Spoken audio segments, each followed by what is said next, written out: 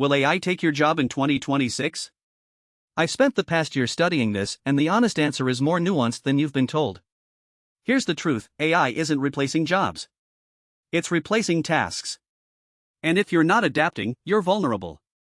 The jobs most at risk right now are data entry, basic copywriting, customer service scripts, simple coding tasks, and image editing. These aren't going away overnight, but the people doing them at scale are already being replaced by AI workflows. The jobs thriving in this environment? Prompt engineers, AI trainers, automation consultants, and anyone who knows how to direct AI to produce output for a specific audience. The workers losing jobs aren't being beaten by AI, they're being beaten by humans using AI. Here's the shift you need to make: stop thinking of AI as a threat and start treating it as a coworker. Learn to delegate to it.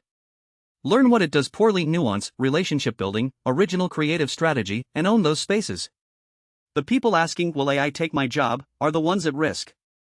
The people asking, "How do I use AI to do 3 jobs at once?" are the ones thriving. You have 6 months to make this mindset shift before it gets significantly harder. Follow for more. Everything is at thenewmind.pplx.app.